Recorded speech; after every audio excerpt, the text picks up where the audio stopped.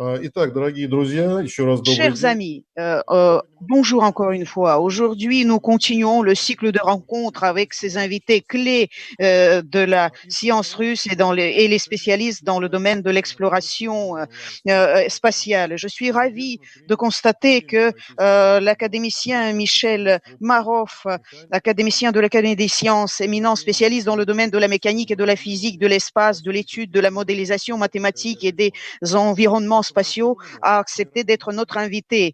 Ce scientifique de renommée mondiale joue un rôle de premier plan dans le développement et la mise en œuvre du programme à long terme de recherche spatiale en URSS. Avec son implication directe, les premières études sur Vénus et Mars ont été réalisées.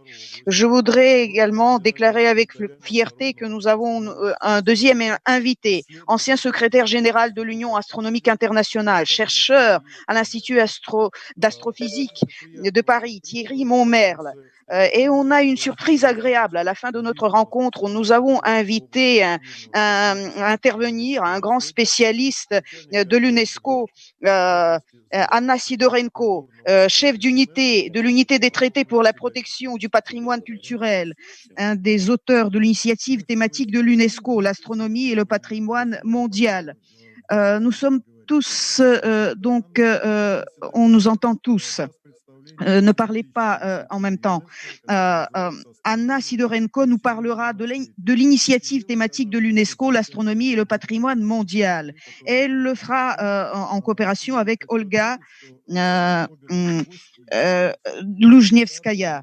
Et nos invités sont des initiateurs et co-auteurs de ce programme de l'UNESCO. Le modérateur de notre rencontre en ligne, c'est Nicolas Pillet, un passionné, très compétent, qui est le créateur et le rédacteur du web portail français cosmonautica.com.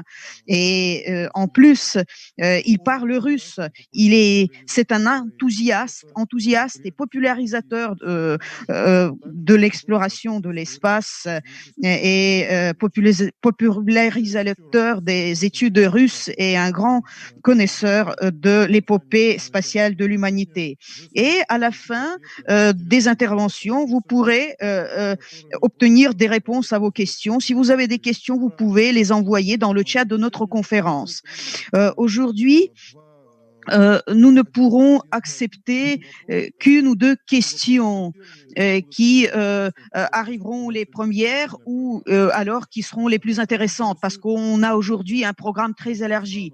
Et dites-nous de quelle ville vous nous regardez, de quel pays, ça serait important pour nous. Permettez-moi encore une fois de vous saluer tous, de vous souhaiter une discussion fructueuse, intéressante, de belles impressions et je passe la parole à notre modérateur Nicolas Pillet. Eh ben, merci beaucoup, Constantin. Avant de commencer, je voudrais donc d'abord juste remercier le Centre culturel russe à Paris d'avoir organisé cet événement et de m'avoir donné l'opportunité de réaliser l'interview de M. Marov et de M. Montmerle, à qui j'aurais des centaines de questions à poser, mais malheureusement, vous m'avez limité à 1 heure et demie. Donc, je vais essayer de faire ce que vous m'avez dit. Alors, je vais tout de suite commencer, pour économiser mon temps de parole, je vais tout de suite commencer avec une question pour M. Marov. Mikhail Yakovlevitch, vous avez fait partie d'une organisation extrêmement importante dans le secteur spatial soviétique qui s'appelait le MNTS POKAI, alors qui n'est pas du tout connu, mais qui était très importante. Est-ce que vous pouvez nous expliquer quel était le rôle du MNTS POKAI? Non, MNTS. Alors, ce conseil, en fait, c'est un sigle. Il s'agit du Conseil interministériel scientifique et technique relatif aux recherches spatiales. Ce n'était pas un organe étatique, mais il a été créé sur décision du gouvernement de l'Union soviétique. Et à la tête de ce conseil, on a placé le président de l'Académie des sciences russes, Mstislav Keldysh. Et c'est cela qui a défini dans une large mesure une grande autorité et un statut important de cette organisation. pendant de longues années, j'ai eu la possibilité d'être non seulement membre, mais secrétaire scientifique de ce conseil. Et cela voulait dire que je devais participer directement à toutes ces activités menées par le conseil. Et donc, il y avait plusieurs membres. En tant que vice-président adjoint de Keldysh, c'était Sergei Korolev, notre ingénieur en chef, un véritable pionnier de l'exploration de l'espace.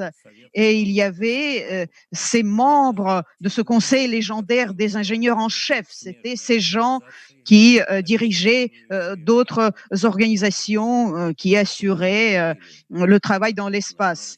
Et parmi les membres, il y avait des directeurs de grands instituts de recherche, de bureaux d'études importants. Il y avait parmi ces membres de grands scientifiques de l'Académie des sciences. Voilà.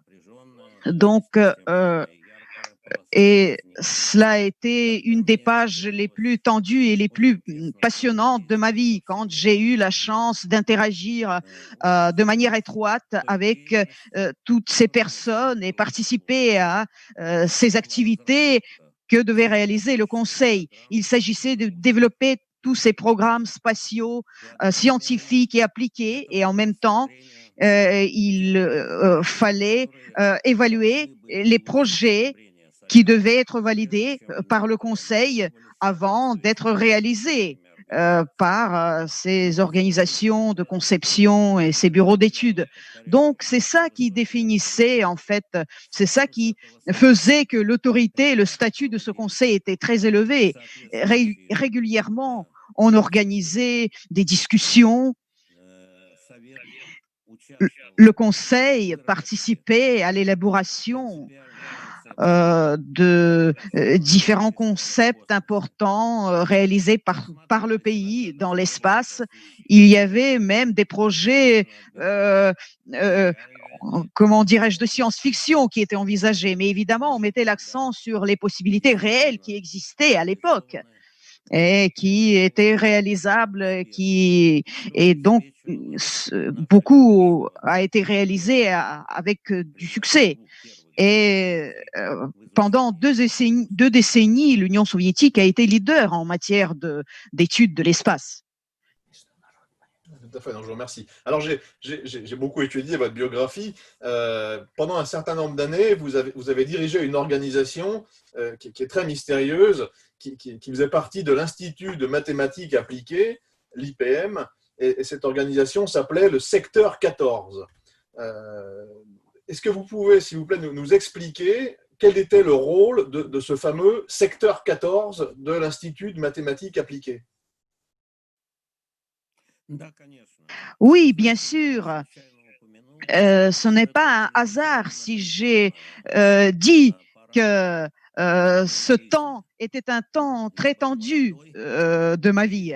Mais j'étais jeune et j'avais beaucoup de force, et donc j'avais des forces pour mener conjointement plusieurs activités à la fois. Et donc, et un des points les plus importants qu'il y avait à l'époque, et il faut dire que j'étais soutenue par Monsieur Keldysh, auprès duquel j'avais beaucoup appris, et je le considère comme mon maître, mon grand maître, et ces leçons de Keldysh concernaient la science, le domaine scientifique et aussi la vie, et j'essaye de suivre tous ces principes. Et j'essaie de suivre aussi son attitude par rapport à la vie, par rapport aux gens, et ça reste toujours un étalon pour moi. Et Keldysh, non seulement il était président du conseil sur les recherches spatiales dont j'ai parlé, mais il était en même temps le directeur de cet institut de mathématiques appliquées créé par lui. Et après, donc sa mort, il porte son nom, cet institut. Et c'était un des instituts les plus importants du pays. Et son nom, Institut de mathématiques appliquées, en dit long.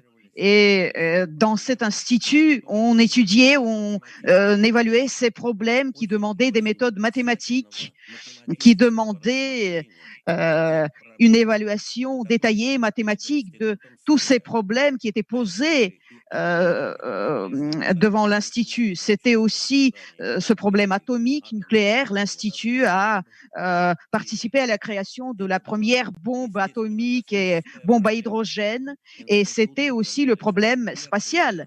C'est cet institut qui a fait les premiers calculs concernant la mise en orbite des satellites, concernant donc les premiers vols sur la Lune et les planètes du système solaire. Et c'est cet institut qui a proposé ces méthodes mathématiques de modélisation qui demandaient des approches efficaces. Et aussi ces machines de calcul électronique qui étaient créées au sein de cet institut. Et souvent, ces idées importantes de cet institut étaient réalisées sur des prototypes de ces systèmes de calcul. Et puis ensuite, ça a été transmis à d'autres organisations plus spécialisées et devenait largement utilisé. Mais le plus important par rapport à cet institut, ce qu'on peut considérer comme des pas pionniers, et c'était ces complexes de programmation qui étaient créés au sein de cet institut. Ces complexes de programmation, ces modèles de calcul, ça a été utilisé comme base pour beaucoup de domaines liés au progrès scientifique et à la création de ces nouveaux systèmes qu'on devait ensuite introduire dans notre vie. Et un des départements de cet institut que vous avez appelé secteur 14, un de ces départements qui a été créé par Keldysh, qui s'intitulait département de la mécanique appliquée, de la recherche sur les planètes et de l'aéronomie. Et parallèlement à cela, un autre département a été créé, département de l'astrophysique, et Keldysh a invité, pour diriger cet département, Keldysh a invité Yakov Zeldovich, un grand scientifique, et j'ai eu la chance de communiquer souvent avec lui, et j'ai appris beaucoup auprès de lui, beaucoup de ses idées qu'il soutenait, qu'il promouvait, et donc j'ai réussi à mener de front plusieurs activités scientifiques et activités organisationnelles. Ce n'était pas un temps facile, une période facile. Seule ma jeunesse me permettait de tenir. Alors mes journées étaient très chargées et elles incluaient non seulement cette interaction avec un grand nombre de personnes, non seulement le travail organisationnel, mais ça comprenait aussi des recherches sérieuses dans le domaine de l'exploration de l'environnement spatial terrestre. Ça concernait aussi le plasma spatial, l'interaction avec la radiation solaire, magnétique, et tout ce complexe de problèmes, on l'appelle l'aéronomie. En France, il y a même un centre qui est dédié à cela, avec lequel j'ai beaucoup interagi à l'époque. Et il s'agissait de premières recherches spatiales concernant les planètes. Et donc, dans ce domaine, mon département a beaucoup travaillé, et nous avons rencontré ces problèmes d'ingénierie, et pour la résolution desquels on a utilisé ces méthodes mathématiques. On a calculé le système donc concernant le revêtement de protection thermique pour l'atterrissage sur Vénus. Et donc ce complexe est devenu la base pour nos activités ultérieures que donc j'ai pratiqué après, quand j'ai pu me concentrer donc sur les recherches scientifiques après la mort de Keldysh. Mais Keldysh a contribué grandement dans ce domaine de mon activité. À l'époque,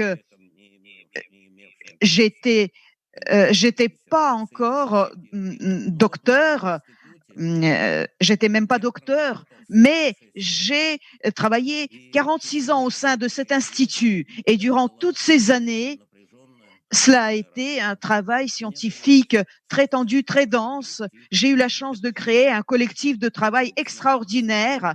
C'était surtout des étudiants, des thésards, et grâce donc à leur expérience, il y a toute une activité dans différents domaines qui est basée sur leur expérience.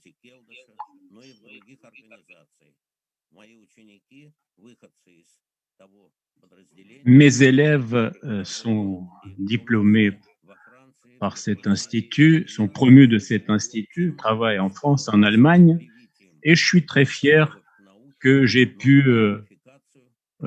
leur donner cet amour non seulement à la science, mais aussi à leur profession, à leur qualification qu'ils utilisent dans leur travail actuel. Donc, en conclusion, je dois dire qu'en dehors de l'activité scientifique, j'ai fait aussi du travail pédagogique à l'époque. Donc, tout ce travail très élargi que je réalisais à l'époque, en même temps, je travaillais comme pédagogue, comme professeur aussi. Donc, ça me demandait énormément d'abnégation, énormément de dévouement. Je partais jamais en vacances ni en week-end. J'avais pas de jour de congé. Donc, je me souviens, à la fin des années 50, quand ma fille était née, j'étais pas un bon père. Moi, j'avais pas participé à à son éducation. Je partais tôt. Quand j'arrivais le soir, elle dormait aussi. Donc, une fois quand une réunion s'est terminée un peu plus tôt que d'habitude, donc j'étais rentré vers 20h du soir, elle n'était pas encore au lit. Donc, elle est arrivée dans l'entrée de l'appartement et en clignotant des yeux, elle m'a posé une question. Papa, qu'est-ce qui est arrivé? T'as été licencié de ton boulot, t'as été viré. Voilà, donc c'est un souvenir très fort que j'ai gardé. Et ce genre de souvenirs ont accompagné ma vie pendant très longtemps, mais c'était un temps formidable, magnifique, que j'aurais jamais échangé contre quelque chose d'autre. Eh bien, je n'en doute pas. Alors, je vais me diriger maintenant vers Thierry Montmerle, qui donc lui est en France. Alors Thierry, bonsoir. Est-ce que vous pouvez rapidement nous expliquer quel a été votre parcours et en particulier, je voudrais que vous reveniez sur un point particulier de ce parcours. Vous avez été le secrétaire général de l'Union astronomique internationale, l'UAI en français. Si vous pouvez nous expliquer un petit peu quel est le rôle de l'UAI et comment un peu elle fonctionnait dans l'époque dont parle Mikhail Yakovlevitch, à savoir cette époque des années 60-70 de la grande course à l'espace. Oui, bonsoir, bonsoir Nicolas. Alors, disons comme parcours, je ne vais pas vous raconter tout mon parcours, sauf peut-être un point important, c'était ça, c'est que la fusée de Tintin 1954 a été un moment important disons, dans ma passion pour l'espace et les choses extraterrestres. Pour l'IAU, donc l'UAI en français, Union astronomique internationale, quelquefois je dis IAU par habitude parce que c'est l'anglais, est en fait une organisation importante qui regroupe tous les astronomes du monde entier. Elle a été créée à la fin de la Première Guerre mondiale pour réunir tous les astronomes, comme d'autres unions scientifiques ont cherché à réunir tous les scientifiques dans d'autres domaines, la biologie, les mathématiques, etc. Mais c'est une organisation qui fonctionne au contraire de beaucoup d'autres avec des membres individuels. C'est-à-dire que pour moi, l'Union astronomique internationale, c'est une union internationale des astronomes, c'est-à-dire c'est une union qui cherche à être un forum pour promouvoir, encourager les collaborations, en faire naître parfois, amener dans le club astronomique mondial des scientifiques qui sont quelquefois dans des pays qui n'ont pas les moyens que nous avons de recherche via des collaborations, mais qui peuvent surtout, à l'époque moderne, contribuer beaucoup à la science internationale via les réseaux informatiques, etc. Mais évidemment, ça n'a pas toujours été le cas. Et c'est une organisation qui, quand elle est née, comptait environ 250 membres, alors qu'elle en compte presque 14 000 maintenant. Alors évidemment, nous sommes 100 ans après et les changements ont été absolument gigantesques, mais il faut garder cette idée de nombre d'astronomes parce que ça a influencé évidemment les relations entre les pays et notamment à l'époque que vous évoquez, le climat général international, c'était la guerre froide. Alors en Europe, c'était dominé par les relations avec l'Union soviétique de l'époque, c'est-à-dire et les crises qui avaient lieu principalement à cause de Berlin. La question de Berlin a été au centre des débats. Et évidemment, les astronomes ont toujours vocation à avoir des relations aussi peu politiques que possible, scientifiques, tout le temps, mais on ne peut pas non plus faire l'impasse sur le contexte politique de l'époque. Et la course à la Lune a évidemment été à la fois une aventure scientifique et aussi une aventure politique qu'on pourra peut-être évoquer un peu plus avant avec Michael tout à l'heure. En tout cas, à l'époque, l'UAI comprenait à peu près 5000 astronomes, c'est-à-dire le tiers de maintenant, ce qui était déjà assez respectable. Et elle avait pour but, elle est toujours divisée en commissions scientifiques, en commissions thématiques, qui portaient sur les étoiles, sur les galaxies, etc. Et il y en avait une en particulier qui va nous intéresser ce soir, qui était une commission sur la Lune. Elle avait été créée, en fait, pour une raison qui paraît triviale. A priori, c'est ce qu'on appelle la nomenclature lunaire, c'est-à-dire donner les noms aux cratères, aux failles, aux mers, etc. Toute la Lune telle qu'on la voit. Alors, dans ce qui suit, pour résumer, je parlerai essentiellement des cratères, mais quand je dis cratères, c'est tous les détails topologiques de la Lune. Ça ne se limite pas aux cratères, mais disons, je parlerai des cratères comme pour simplifier un petit peu. Et donc, dans un premier temps, les cratères lunaires, donc les noms ont été attribués par différents astronomes qui avaient différents instruments, et pendant très longtemps, les cartes lunaires étaient faites à la main.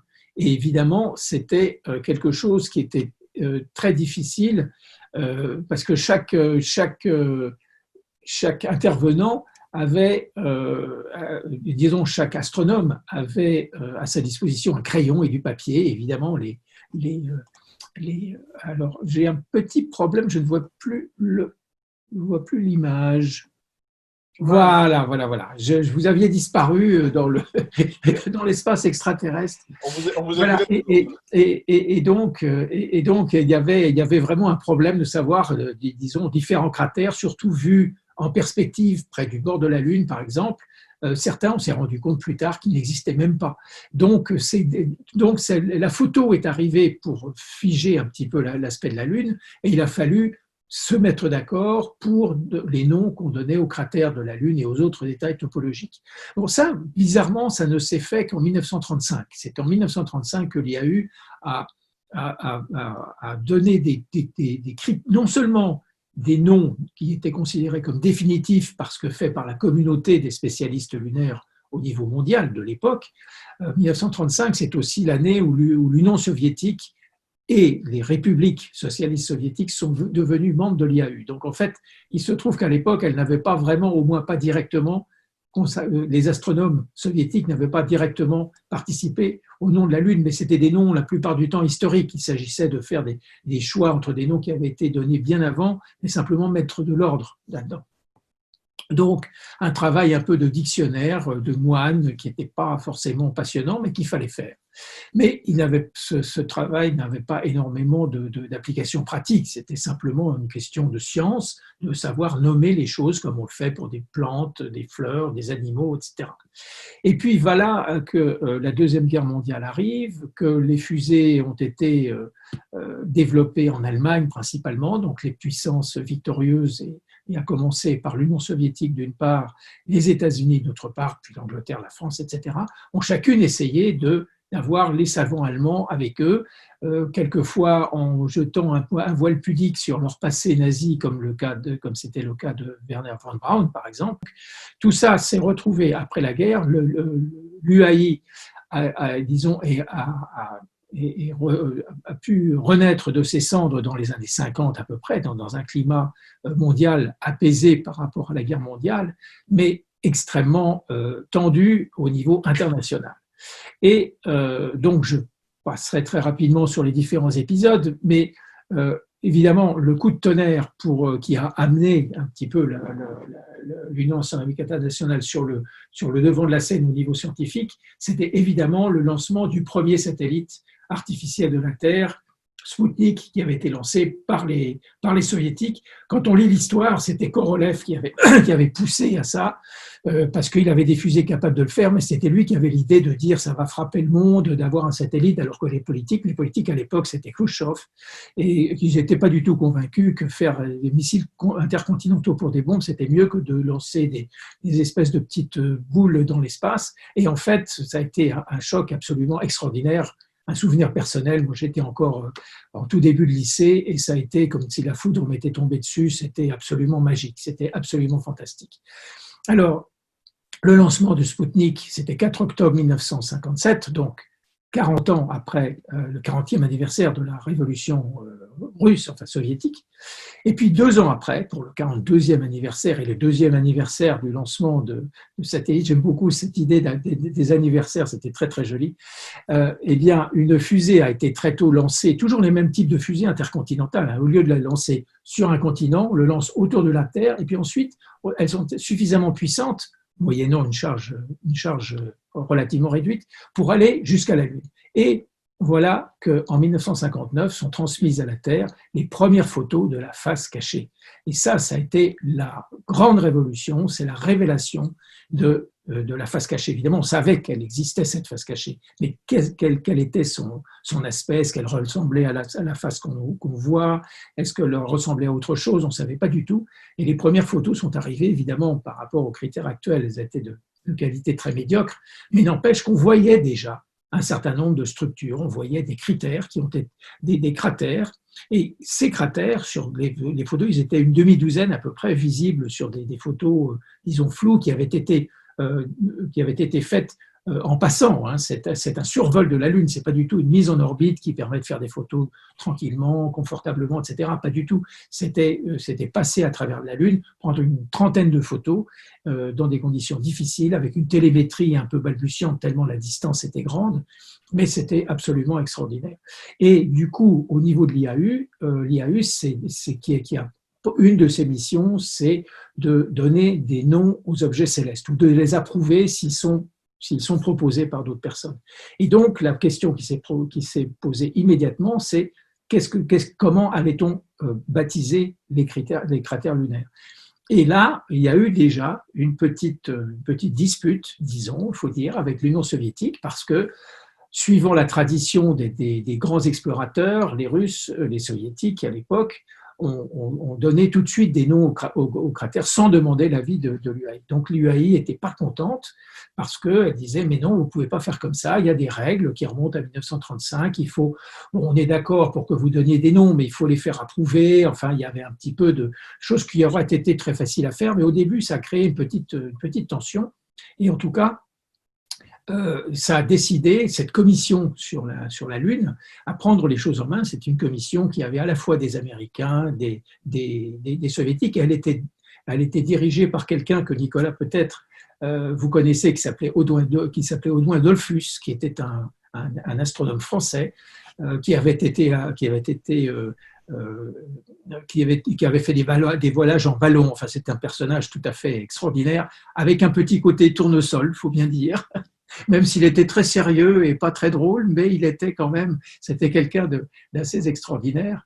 Et donc l'IAU a entériné les premiers noms des critères de la Lune donnés par les Soviétiques. Il n'y avait pas moyen de faire autrement, soyons honnêtes quand même.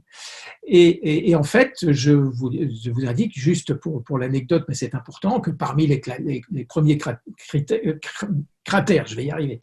Les premiers cratères nommés et approuvés finalement par l'IAU, il y avait Tsiolkovsky, évidemment, le grand visionnaire russe de l'espace, qui avait dit la Terre est le berceau de l'humanité, mais on ne peut pas rester toute sa vie dans son berceau. Et il a dit ça à peu près dans les années 1911, je crois, dans une lettre qu'il écrivait à un ami. Et puis, il y avait Jules Verne. Jules Verne a lui aussi été honoré dès la découverte de la face cachée de la Lune par un des grands cratères qu'on voyait malgré la mauvaise qualité des images. Mais ce qui était évident, c'est que bien sûr, donc c'était Zone 3 qui avait fait cette découverte, disons, qui avait envoyé ces photos, mais c'était clair qu'il y avait quelque chose qui était en train de se passer, un enjeu majeur qui était en train de se décider. Et comme vous savez, cet enjeu majeur, c'était le fameux discours de Kennedy en disant « nous allons aller vers la Lune ». C'est non pas parce que c'est facile, mais parce que c'est difficile, et nous allons dans 10 ans mettre des hommes sur la Lune et les ramener sains et saufs au niveau de la Terre. Donc évidemment, c'était un défi absolument colossal, le discours de 1962, donc un petit peu après cette découverte, et ça a engendré des deux côtés une course à la Lune, avec notamment des engins de reconnaissance. Bien sûr, les deux parties, les deux grands joueurs qui étaient les soviétiques d'une part et les américains d'autre part, savaient bien qu'on n'envoie pas des gens comme ça sur la Lune sans préparation. Et parmi les préparations, il fallait reconnaître la Lune, il fallait savoir à quoi elle ressemblait, à quoi ressemblait la face cachée de la Lune. Et en fait, donc la commission très tôt s'est saisie de ce problème en disant là maintenant, leur commission qui avait des membres, donc comme je vous ai dit, internationaux, français, russes, anglais, américains, donc déjà un petit creuset de diplomates qui devaient se parler. Et la difficulté qui était, disons, insoupçonnée, c'est que la face cachée de la Lune contient beaucoup plus de cratères que la face visible. Donc le travail pour donner des noms aux cratères, même si on avait des idées, il s'annonçait comme étant colossal. Mais bon, les gens se sont mis au travail. Sur la face qu'on voit, il y a les grandes mers, par exemple, dans lesquelles il y a très peu de cratères. Il y en a des petits, donc après, il y a une question de dire quelle est la limite de la taille d'un cratère pour qu'on lui donne un nom plutôt qu'une coordonnée ou quelque chose comme ça. Bref, donc pour terminer cette réponse, le rôle de l'IAU à ce moment-là, à travers cette commission, et c'est un travail qui a duré, on va dire, pendant quasiment 15 ans, ça a été au fur et à mesure que les données, les photos données par les vaisseaux soviétiques d'une part et américains d'autre part, alors de plus en plus américains, parce que les Américains ont mis un terrible coup d'accélérateur vers la conquête de la Lune qui a fait que, en partie, mais en partie majeure, à cause du décès de Sergei Korolev en cours de route en 1967, je crois. En tout cas, le programme lunaire soviétique a marqué le pas. Et c'était important pour notre ami Mikhail, parce qu'à ce moment-là, la décision a été prise assez vite de renoncer à envoyer un soviétique sur la Lune, mais au contraire de s'engager dans une nouvelle aventure qui était complètement révolutionnaire, à mon avis, à cette époque, qui était d'envoyer des robots. Et c'était la première fois qu'on envoyait ce qu'on voit maintenant sur Mars, les petits robots américains, etc. À leur origine, leur lointain ancêtre, c'était les Lunar-Rods, ces petits vaisseaux qui se promenaient, des espèces de baignoires à chenilles qui se promenaient sur la Lune. Et donc, là aussi, l'IAU avait un rôle important, mais alors déjà qui s'était établi avec l'expérience de donner des noms à ce qu'on voyait, etc. Donc voilà, donc l'IAU en fait s'est retrouvé devant un travail énorme qui a du reste eu des conséquences parce qu'après, alors je pourrais en parler surtout avec Anna, mais je ne le ferai pas ce soir, je crois qu'on n'aura pas le temps, c'est qu'à un moment donné, il y a eu un débat qui s'est imposé venant des Nations Unies et de l'UNESCO en particulier, c'est qu'une fois que le débarquement sur la Lune a été réalisé, il y avait ces histoires de noms. Alors maintenant, tout le monde dit, mais alors on va aller sur les planètes, etc. On va devoir donner des noms partout. Donc l'IAU était là pour veiller au grain, mais à nouveau, un nouvel acteur est arrivé, qui était les Nations Unies, avec l'UNESCO, disant mais non, non, non, pas du tout, c'est pas vous qui êtes compétents, c'est nous, parce que nous représentons tous les pays de la Terre, et tous les pays de la Terre ont le droit de pouvoir donner des noms, et les noms qu'ils veulent. Et donc, il y a eu une crise, en fait, dont on a très peu parlé, mais je suis en train d'écrire un article là-dessus, dans lequel les Nations Unies, d'une part, et l'Union astronomique internationale ont été en conflit. Il y a eu vraiment une crise sur qui a le droit de nommer les cratères lunaires dans un premier temps. Alors, il y a des linguistes s'en sont mêlés, enfin, ça a été assez chaotique, il faut bien dire, mais ça n'est qu'en 1980, donc vous voyez, on est longtemps après l'arrivée sur la Lune, que finalement, avec des collaborations, avec, disons, la situation s'est arrangée, finalement, les Nations Unies et l'UNESCO ont reconnu à l'IAU le droit et le mandat de donner des noms à la Lune et, par extension, sur les planètes, même si d'autres contestent éventuellement ce droit. Maintenant, ce droit est acté. J'ai trouvé des documents officiels de l'Assemblée générale de l'IAU en 1986, je crois, qui a acté cette mission de l'IAU de donner des noms. Mais ça a été une vraie bagarre. Donc voilà, donc toute cette histoire de nomenclature qui a l'air de rien, hein, c'est comme si on prenait une carte Michelin puis qu'on donne les noms des petits villages et tout. Eh bien, en fait, ça a été un enjeu scientifique, mais aussi un enjeu politique, bien sûr, parce qu'il y avait des pressions de tous les côtés pour pouvoir donner des noms. Et il y a eu à naviguer, disons, dans des circonstances assez inhabituelles, à la limite entre le scientifique et le politique, pour arriver à la Lune que nous connaissons maintenant, dans laquelle on a des milliers de noms qui ont été donnés de toute nature. Disons que ça, c'est peut-être une autre histoire si on voulait entrer dans le détail, mais elle est assez savoureuse. Merci beaucoup, c'est passionnant de vous écouter raconter ces histoires. Alors, vous avez beaucoup parlé donc, de cette grande époque, notamment de des premières photos de la face cachée donc, qui ont été prises en 1959. Alors, j'imagine qu'en 1959, quand vous étiez au lycée et que vous aviez entendu ça, vous ne le saviez pas, mais toutes ces choses-là, c'est-à-dire les premiers satellites autour de la Terre et les premières photos de la face cachée, et quelques années plus tard, Gagarine, tout ça a été fait par un bureau d'études très célèbre qui s'appelait l'OKB-1. Ça veut dire le bureau de construction expérimentale numéro 1, qui était dirigé par le légendaire Sergueï Korolev que vous avez évoqué. Alors, il se trouve que nous avons justement avec nous ce soir quelqu'un qui, pendant ces années-là, a travaillé à l'OKB-1. Mikhail Yakovlevitch, de 1958 à 1962, si mes informations sont exactes, vous avez travaillé pendant donc 4 ou 5 ans avec Sergueï Korolev à l'OKB-1. Alors, est-ce que vous pouvez nous dire sur quel projet vous avez participé à l'époque et une petite question que j'ai envie de vous poser, est-ce que vous avez connu personnellement Sergueï Korolev?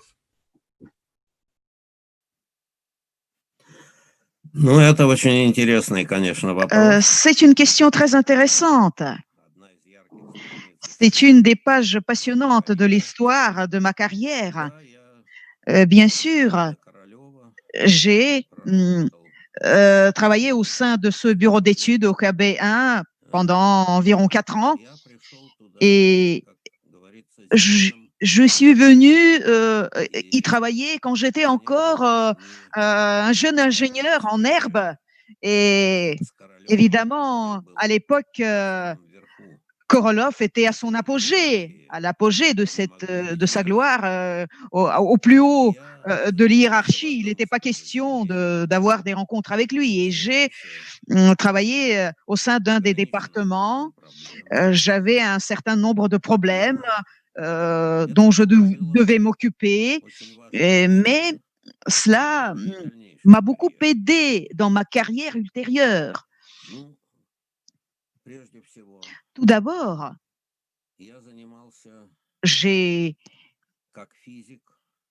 en tant que physicien, donc je me suis occupé des réacteurs nucléaires embarqués et Korolev, qui était visionnaire, il pensait à l'époque que c'était absolument nécessaire comme moyen énergétique. Et grâce à ces réacteurs permettaient d'explorer l'espace, d'aller loin. Et il était un visionnaire. Et vraiment, c'était un de ces traits typiques un des traits de son caractère. Et il y avait un autre ensemble de questions, alors je ne vais pas en parler en détail. J'ai écrit sur certaines choses, sur certains problèmes, mais la chose principale ici, c'est que j'ai eu l'occasion de travailler pendant 2 ans avec une autre figure légendaire. C'est Boris Folchenbach,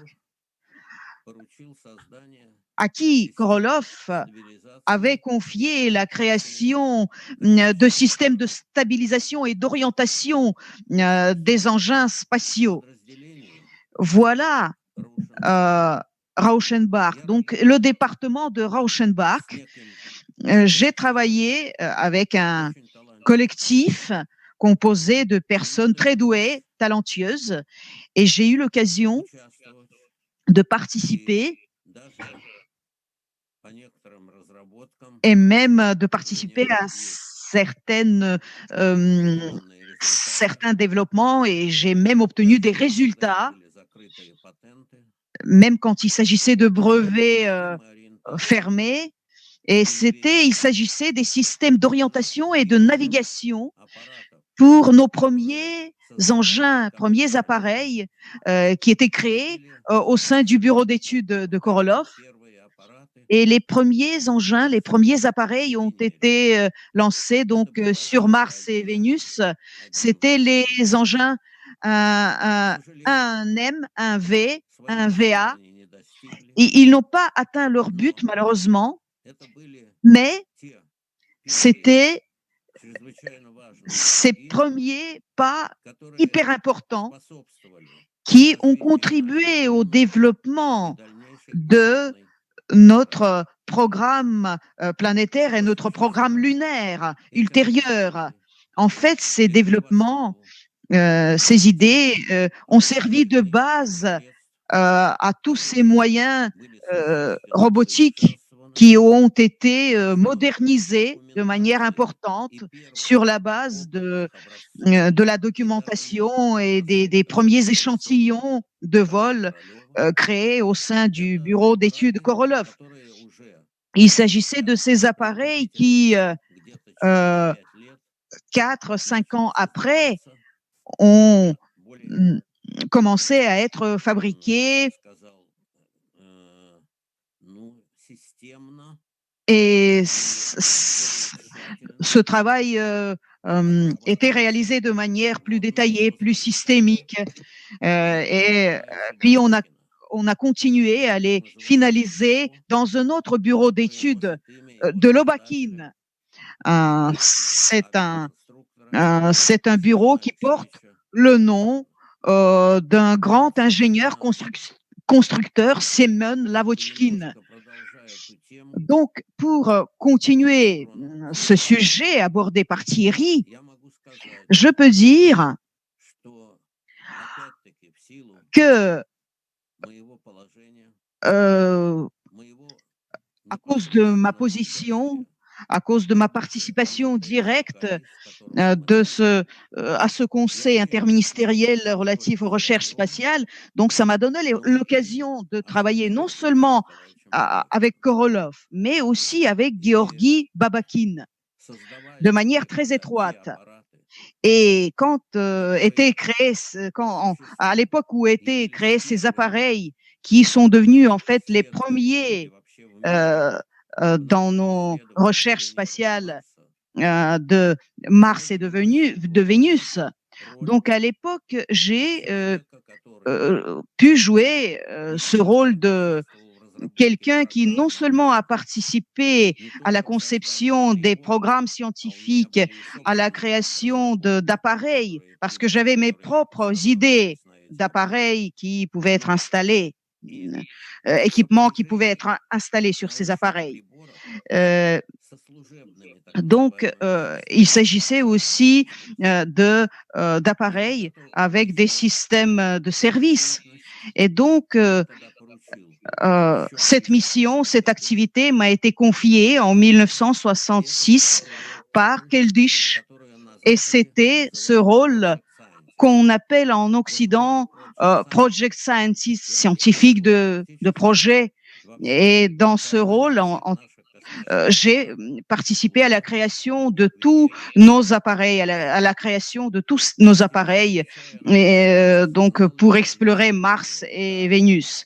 Est-ce que je connaissais personnellement Korolev? Oui, mais j'ai commencé donc à travailler à ce bureau d'études au KB1 et j'ai commencé en bas de l'échelle.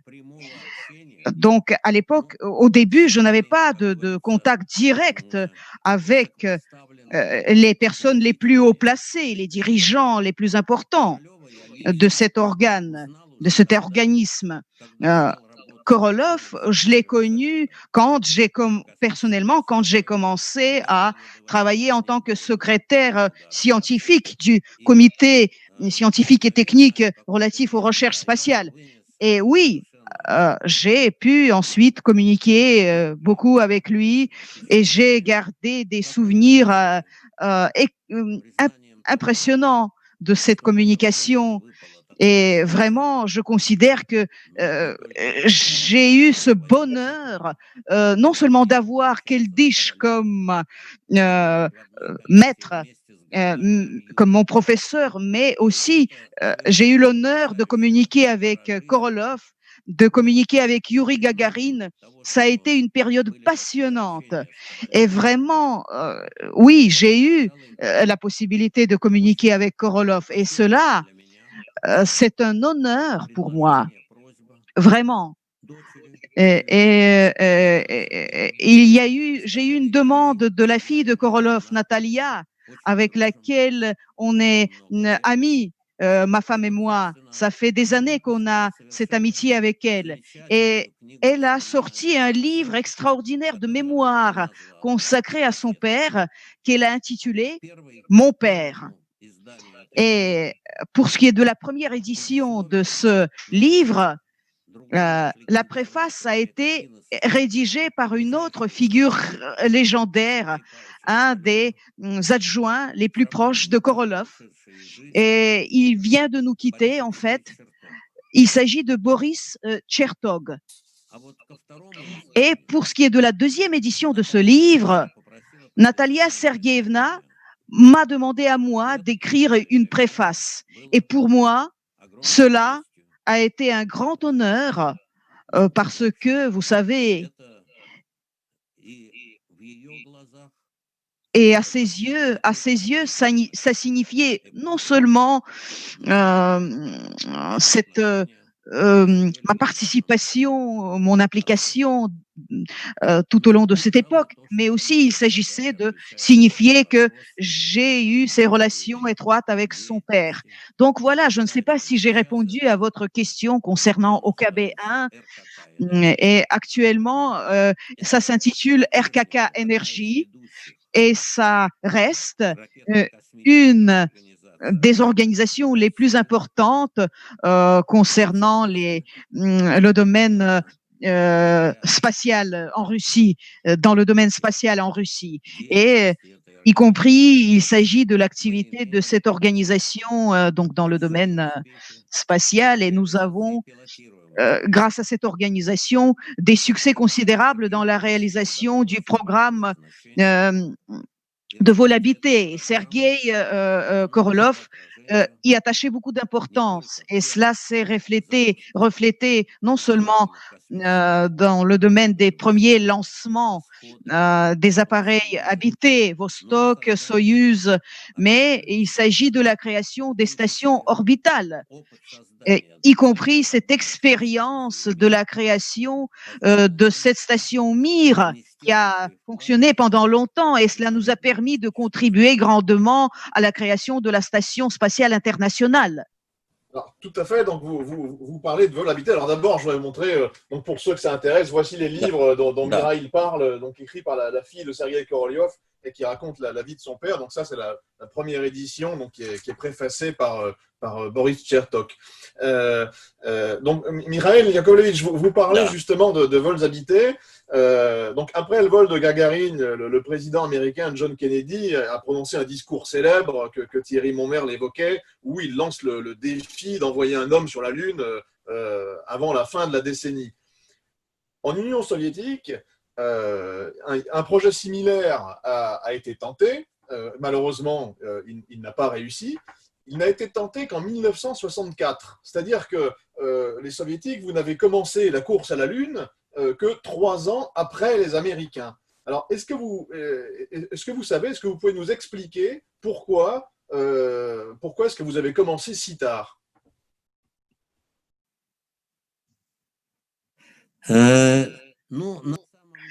En fait, déjà, les premières discussions de nos possibilités et des moyens possibles techniques pour la réalisation de ce projet ambitieux d'envoyer un homme sur la Lune, tout cela, toutes ces discussions ont commencé presque tout de suite après le discours de Kennedy. Je le connais très bien, je le sais par expérience. Une autre question, c'est que la décision de commencer, de lancer ce programme, c'est-à-dire le décret officiel du gouvernement, est sorti beaucoup plus tard. Et en fait, une des causes à cela, c'est qu'il y a eu des discussions, des entretiens très longs entre Korolev et l'ingénieur en chef des moteurs, Valentin Glushko. Et ces discussions concernaient la question relative aux moteurs qu'il fallait installer sur le lanceur N1. Et donc, ces discussions entre ces anciens amis qui sont devenus en fait pratiquement antagonistes pour des problèmes techniques. Donc, en fait, cette absence, suite à cette absence d'accord entre eux, nous n'avons pu gagner. Nous n'avons pas pu gagner cette rivalité avec les Américains concernant la course lunaire, parce que finalement, c'est Korolev donc qui a choisi ce lien entre 30 moteurs avec une poussée de 150 tonnes chacun pour assurer un tonnage de 110 tonnes par un lanceur N1. Cette stratégie n'a pas été la meilleure, en fait. Et si on avait pu se mettre d'accord avec Glushko et installer des moteurs de 600 tonnes, ça aurait demandé moins de moteurs et on aurait pu éviter tous ces problèmes techniques, donc avec les essais du lanceur après. Et une autre cause de notre perte, et Thierry en a parlé, c'est le fait que Korolev nous a quittés prématurément en janvier 1966. Et parce qu'il n'était pas seulement un ingénieur de talent, mais c'était un organisateur hors pair, Korolev. Et cela rendait possible de réunir ensemble un grand nombre d'organisations, des centaines d'organisations qui participaient à ce projet. Et finalement, troisième cause de notre perte, de notre échec, c'est une gestion inefficace. Et cette absence de ligne claire et d'approche détaillée, intelligente de la part du gouvernement d'alors, du gouvernement de l'Union soviétique. Et comme résultat, on a eu une sorte de dispersion de moyens et suite à ça, on a adopté une politique trop loyale par rapport à ces deux rivaux, ces deux ingénieurs, Korolev et Cholomey. Et suite à ça, on n'a pas réaliser ce projet ambitieux et qui a montré son efficacité suite à plusieurs vols. Et il s'agit du projet de vol sur la Lune, vol habité autour de la Lune. Et concernant l'atterrissage sur la Lune, c'est une autre histoire plus compliquée. Mais je dois souligner que nous n'avons pas été mis totalement hors de cette course lunaire et nous avons pu réaliser quand même une expérience de portée historique à l'aide d'appareils spatiaux automatiques qui ont été réalisés grâce au talent de Babakine lui-même en tant qu'ingénieur en chef et grâce aussi à son collectif remarquable. Et OK.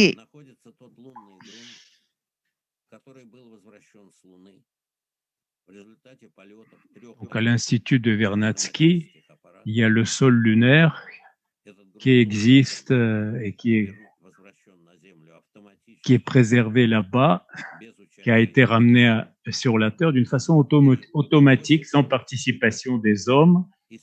Et nous utilisons jusqu'à maintenant ce matériau très précieux pour conduire des recherches et des expériences là-dessus. Et donc, il y a tout un programme auquel je participe parfois. Donc, il s'agit non seulement des vols ponctuels, comme c'était dans le projet Apollo. Le projet Apollo avait surtout une motivation politique. Et c'est pas par hasard que vous avez commencé votre question par le discours de Kennedy. Actuellement, il s'agit tout simplement d'une exploration prolongée de la Lune. Et donc, actuellement, notre division travaille d'une façon très active pour réaliser ces recherches à long cours. Alors justement, et à l'Institut Vernadsky. Pardon. Donc justement, vous parlez de ces sondes et de ces robots qui ont exploré la Lune de façon automatique. Donc il y avait, comme vous l'évoquez, les sondes Luna 16, Luna 20, Luna 24 qui ont ramené des échantillons sur Terre. Mais il y a eu aussi, comme l'a évoqué Thierry, les Lunarods, c'est-à-dire les petits robots à roues motorisés qui ont roulé sur la surface de la Lune. Et alors, ce qui est intéressant, c'est que sur ces Lunarods, l'Académie des sciences d'Union soviétique avait prévu d'installer un réflecteur laser. C'est un système avec lequel on pouvait réfléchir un rayon laser depuis la Terre pour mesurer la distance précise entre la Terre et la Lune. Mais au final, en pleine guerre froide, ce réflecteur laser soviétique n'a pas été installé sur Lunarod et à la place, on a installé un réflecteur laser français. Ce qui est assez surprenant. Alors, est-ce que vous pouvez nous expliquer pourquoi le réflecteur soviétique a été supprimé et pourquoi est-ce qu'on l'a remplacé par un réflecteur français? Вы знаете, я думаю, что вы мне еще зададите вопрос относительно. Je sais que vous allez me poser encore une question sur la coopération franco-soviétique, à laquelle j'ai beaucoup participé. Et donc, c'est bien à cela qu'est liée la raison principale de cet abandon du réflecteur russe, soviétique. Lorsqu'on a travaillé sur la création de Lunakhod, la machine, le véhicule lunaire. Donc, on a considéré deux modèles, un modèle français et un modèle soviétique de réflecteurs. Donc, effectivement, le modèle français, la conception française était meilleure. C'est pour ça qu'il avait été choisi. Il a gagné le concours, si vous voulez. Et l'autre raison très importante, c'est que nous avions une très bonne relation, une très bonne coopération avec les Français à l'époque, et ceci a joué son rôle, bien évidemment. Nous avons effectivement essayé de satisfaire les souhaits des scientifiques français de participer à l'exploration de la surface de la Lune. Alors, par contre, merci beaucoup. Plusieurs années après, en 1984, l'Union soviétique a envoyé 2 sondes qui s'appelaient Vega, qui sont allées, dans un premier temps, explorer la planète Vénus, et ensuite qui sont allées photographier la comète de Halley. C'était une mission merveilleuse. Et donc, lors de ces missions Vega, on a fait voler dans l'atmosphère de Vénus des ballons. Des aérostats. Et à l'origine, le projet, c'était que ce ballon devait être fourni par la France. Et là, c'est l'inverse de Lunar Road, c'est qu'au final, le ballon français, l'aérostat français a été abandonné et remplacé par un aérostat soviétique. Alors, est-ce que vous vous rappelez pourquoi?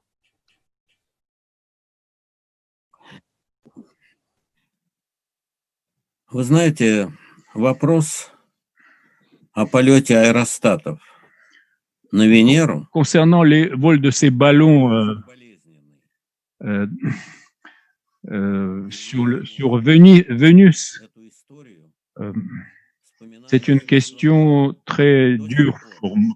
C'est un problème très pénible pour moi. Je suis toujours amer lorsque j'y pense.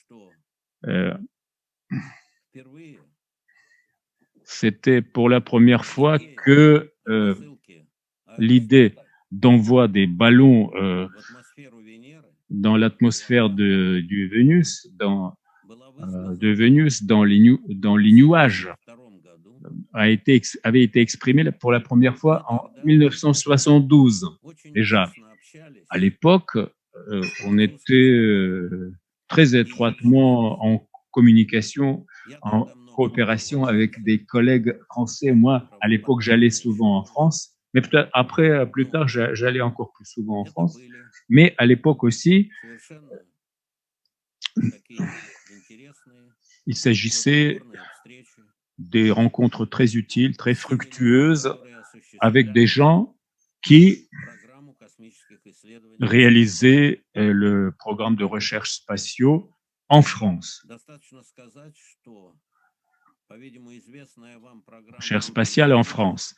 Comme vous savez très bien, le programme Intercosmos qui avait débuté en 1965 et à laquelle ont pris part principalement les pays du camp socialiste. Il s'agissait de l'Europe de l'Est, de la Mongolie, de Cuba. Donc, elle a été envoyée en 1965, mais grâce à la sympathie, à l'affection qui existe historiquement entre nos deux pays, déjà en 1966, la France s'était jointe à cet accord entre les pays socialistes, qui existait entre les pays socialistes. Et donc, il faut rappeler que l'accord officiel intergouvernemental a été signé d'abord entre la France et l'Union soviétique, et seulement après avec d'autres participants du programme Intercosmos. C'était un fait historique très important, très intéressant. Et à l'époque, j'avais beaucoup discuté avec Hubert Curiel, Jacques Blamont, et déjà en 1972, lorsque j'avais rencontré Jacques Blamont, on avait discuté pour la première fois de la possibilité d'envoi de ce ballon aérostatique sur la Lune. Surtout depuis le vol, la mission de Vénus, de Venera, sur lequel il y avait mes dispositifs d'éclairage que j'avais inventés. Et effectivement, nous avons vu à quelle hauteur dans l'atmosphère de Vénus, il y a effectivement des nuages, une couche de nuages. Et donc, effectivement, Blamont, mon collègue Blamont, il s'est passionné pour l'envoi de ces ballons sur la Lune. Mais lui, à l'époque, il proposait d'envoyer des ballons relativement petits. Et nous avions proposé un gros ballon.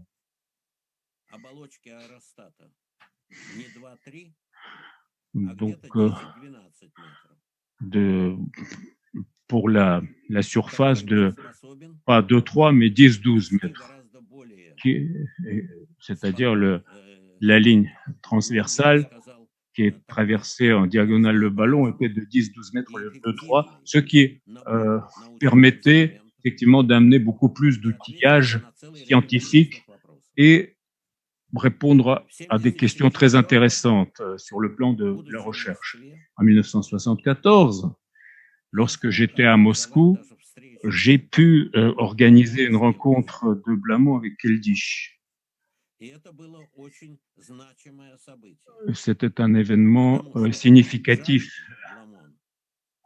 parce que Jacques Blamont, qui nous a quittés il n'y a pas vraiment tout récemment, en avril de cette année, on était liés par une amitié, une grande amitié depuis des dizaines d'années avec lui. Jacques Blamont a pu convaincre Keldysh de l'efficacité de cette expérimentation d'envoi des ballons. Et déjà, à l'époque, très rapidement après cette décision, lors de la rencontre de la commission franco-soviétique en Géorgie, nous avions convenu, nous sommes tombés d'accord sur la pertinence de cette coopération. Et en 1977, lors de la rencontre franco-soviétique à Marseille, la rencontre suivante, l'accord officiel avait été signé pour la réalisation de ce projet.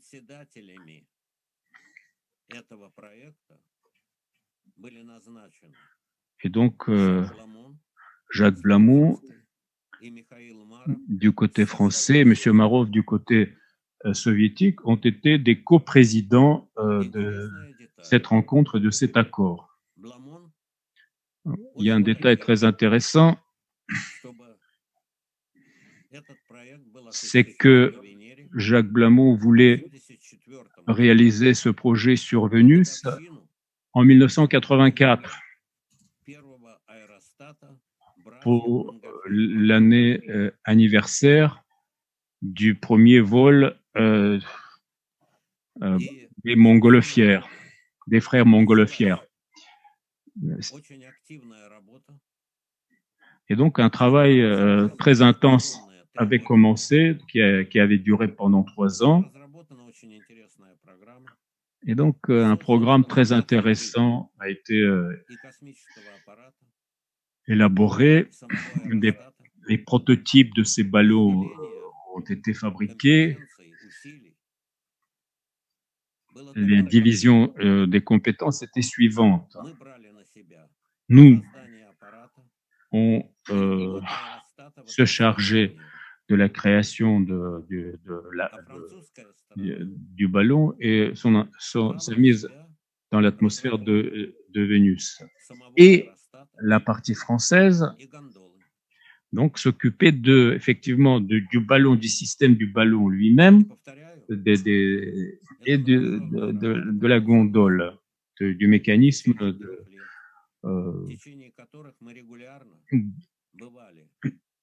qui était à l'intérieur.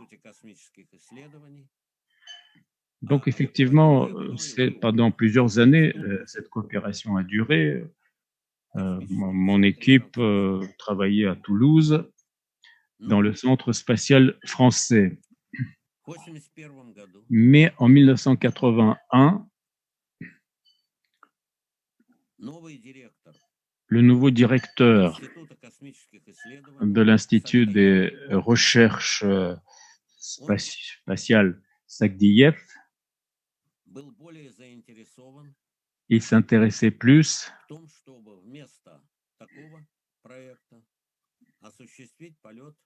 à un autre projet.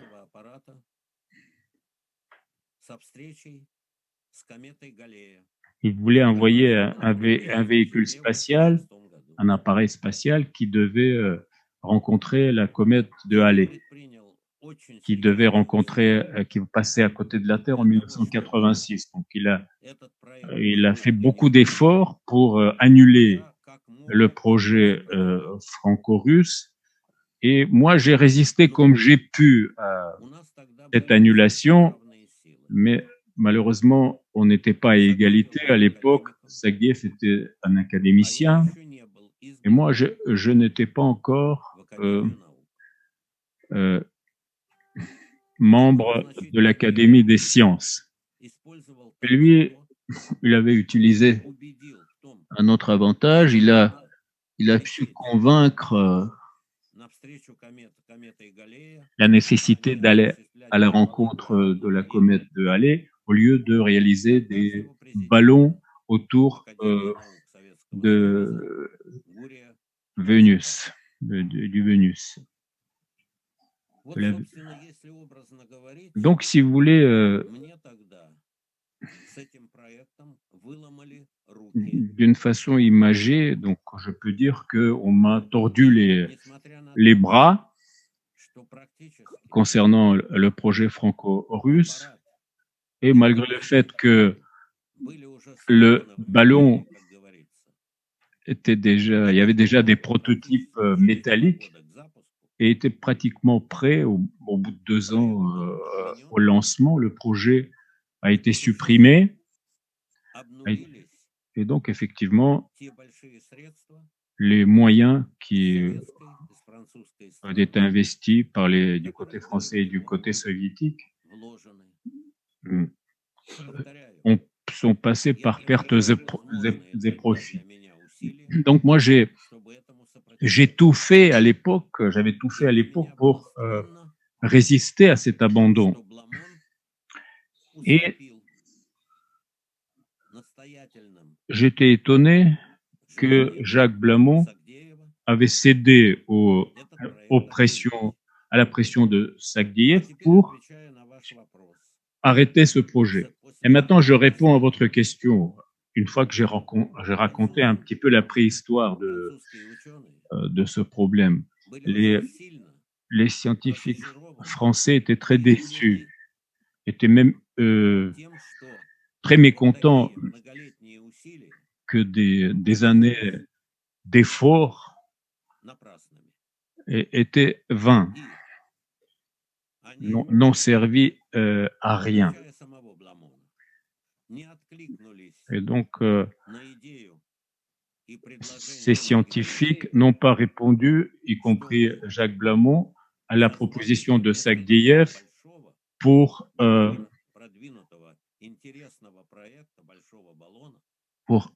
qu'à la place du gros ballon déjà bien avancé, créer des petits ballons. Parce que le projet Vega comprenait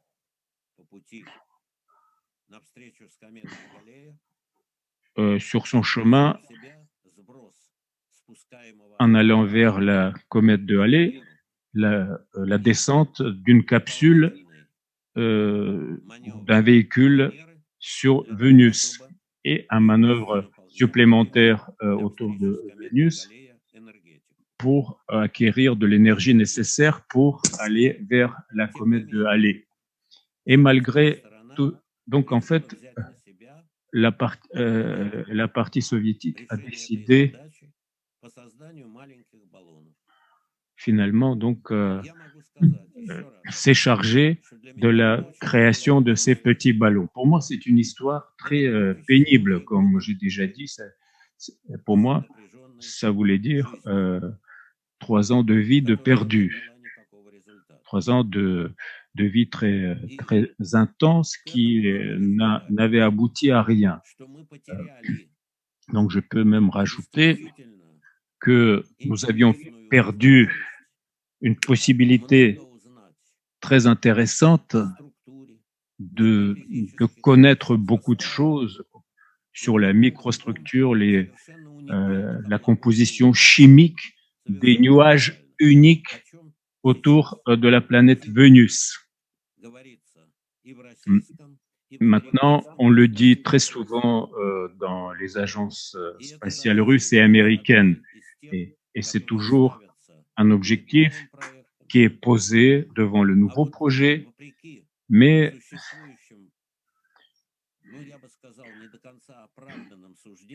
malgré ces jugements qui ne sont pas complètement justifiés, le vol vers Vega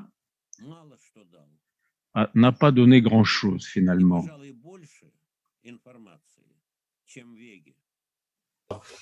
Donc, je demandais à Mikhail Yakovlevitch que, donc, suite à la visite du général de Gaulle en URSS en 1966, donc, une grande coopération franco-soviétique a démarré et puis elle a été ensuite un petit peu oubliée. Et Jacques Blamont, dans un article qu'il a écrit il y a quelques années, il avait écrit que si cette coopération franco-soviétique avait redémarré, c'était grâce à Mikhail Marov. Alors, donc, je demande à Mikhail Marov, Mikhail Yakovlevitch, est-ce que vous pouvez nous donner votre point de vue sur cette période et surtout nous raconter le rôle que vous avez joué pour que cette coopération entre la France et l'Union soviétique redémarre?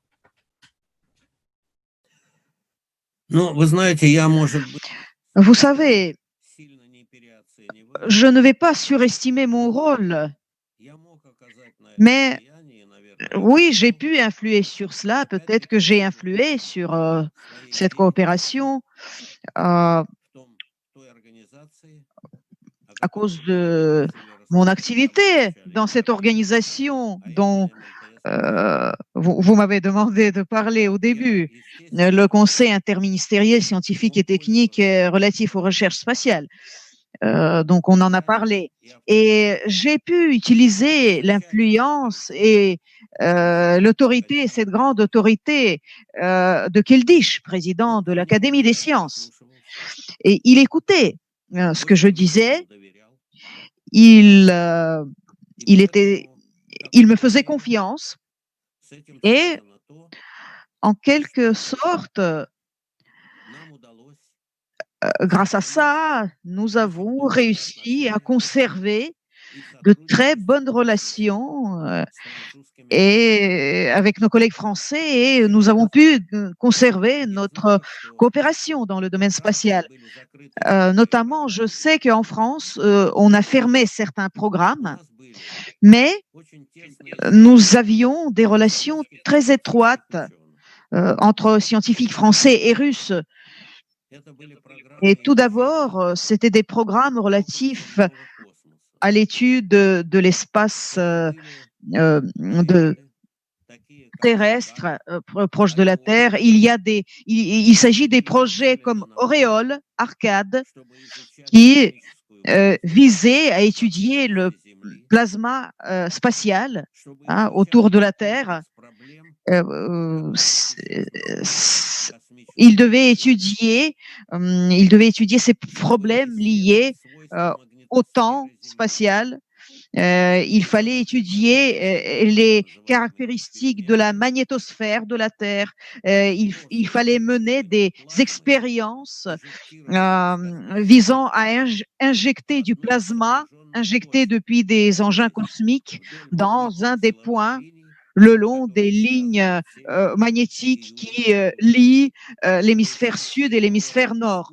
Donc, c'est une sorte d'expérience artificielle qui imite les processus naturels qui existent réellement dans l'environnement spatial. Oui, effectivement, il y a eu énormément de choses passionnantes qui ont été faites. Alors, je me tourne maintenant vers Thierry Monmerle. Thierry, vous avez aussi connu cette période, mais de l'autre côté, puisque vous étiez déjà chercheur et astrophysicien français à cette époque. Alors, de votre point de vue, comment est-ce que vous avez perçu cette coopération franco-soviétique? Qu'est-ce qu'on en attendait et est-ce qu'il y a des projets franco-soviétiques auxquels vous avez participé personnellement? Alors, moi, je suis arrivé dans le jeu, si je puis dire, bien après Mikhaïl, par rapport, mais de façon un petit peu particulière, mais peut-être un petit peu symétrique.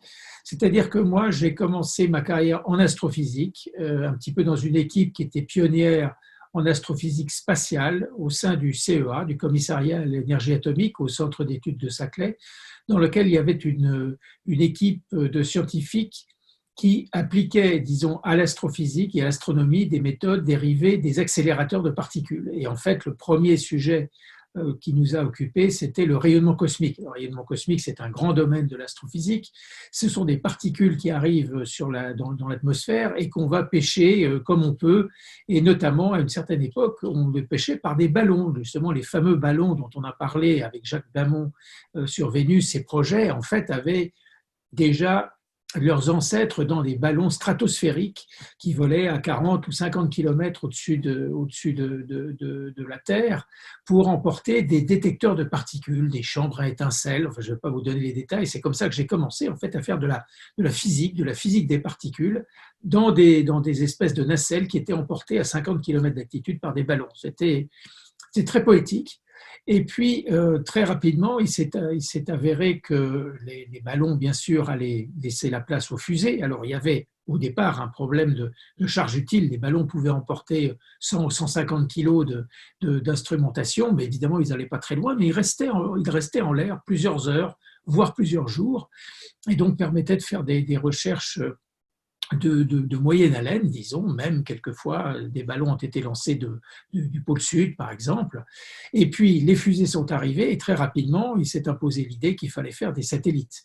Et des satellites notamment dans le domaine des rayons X et gamma, parce qu'on a découvert par des fusées initialement que des objets célestes, le Soleil, entre autres, mais d'autres objets, maintenant qu'on connaît sous le nom d'étoiles à neutrons ou trous noirs, émettent des rayons X ou des rayons gamma. Donc ça permet, avec des systèmes d'imagerie adaptés, de localiser leur émission et d'étudier, disons, leurs propriétés et de savoir qu'est-ce qui les fait marcher.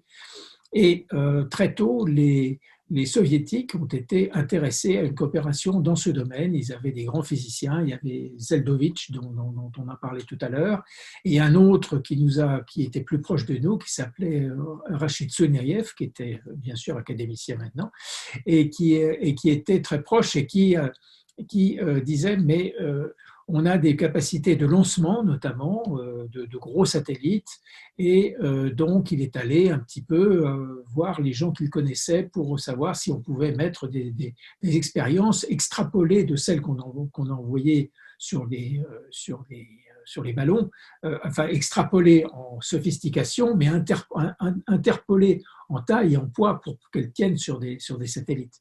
Alors, une des premières expériences auxquelles mon laboratoire a passé à Saclay s'est déroulée dans le cadre de l'Agence spatiale européenne. C'était un satellite qui a fait la première carte en rayons gamma de la galaxie. Et ça intéressait beaucoup pour des raisons scientifiques, les équipes de Souniaïev et autres. Et petit à petit, un projet est né. Alors, dans le cadre de la coopération franco-soviétique, mais plus celle du général de Gaulle. Elle avait évidemment évolué, les agences spatiales étaient devenues beaucoup plus importantes, le CNES, le Centre national d'études spatiales français, pilotait énormément de projets, soit d'application spatiale, soit de recherche spatiale, et c'était le principal fournisseur de finances, disons, pour ces expériences. Et donc, on a participé très activement à un satellite qui s'appelait Granat, qui a été lancé en 1900, qui a fonctionné attendez, je regarde, de 1989 à 1994. Donc, il a été lancé avant, disons, l'arrivée de la chute de l'Union soviétique. Et ce satellite emportait plusieurs instruments, dont des instruments français. Et donc, cette collaboration a été très, très active. Et je dirais, elle a été presque intime. Je peux vous raconter quand même une anecdote qui signe bien l'époque. D'abord, une époque, alors il faut signaler que tout à l'heure, je parlais de la guerre froide et de, disons, l'antagonisme Est-Ouest. Évidemment, tout ça, c'était en train de basculer.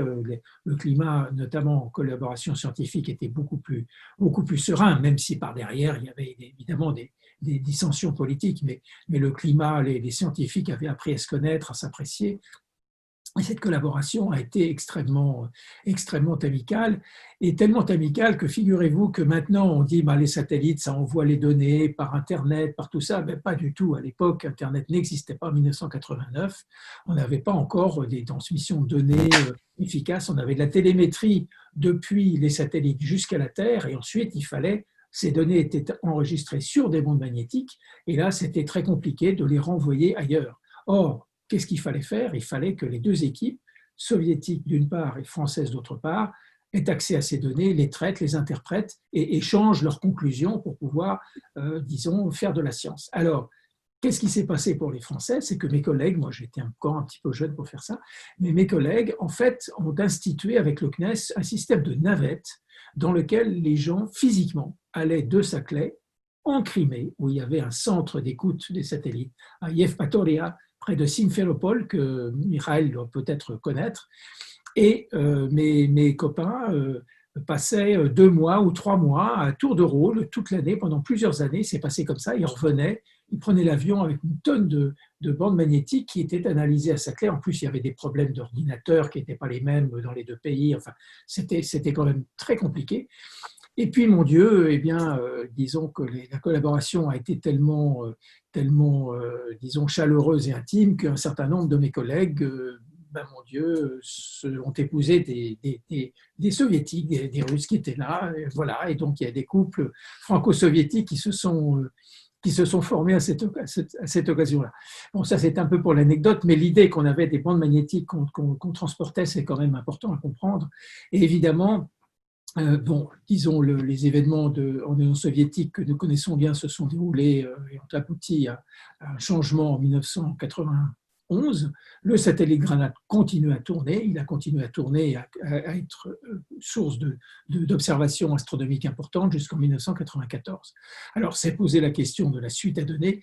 Mais en fait, la suite à donner, elle a été, alors c'était toujours une collaboration entre les Russes et les Français, mais évidemment, là aussi, les agences s'étaient développées et la France faisait des expériences spatiales essentiellement dans le domaine avec l'Agence spatiale européenne. Donc, le projet suivant, qui était un satellite qui s'appelait Intégral, a pris la suite de Granat, mais dans un cadre différent où il y avait comme partenaire l'Agence spatiale européenne avec comme acteurs principaux la France et l'Allemagne, d'une part, et d'autre part l'Agence spatiale russe, qui fournissait aussi des instruments où il y avait des partages de données. Il y a eu un centre de données à Genève, un centre de traitement de données à Moscou, etc.